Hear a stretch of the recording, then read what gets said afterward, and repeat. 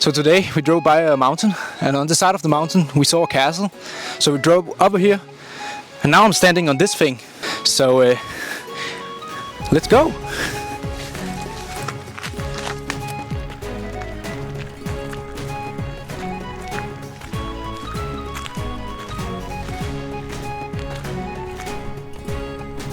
Hey guys, welcome to my YouTube page.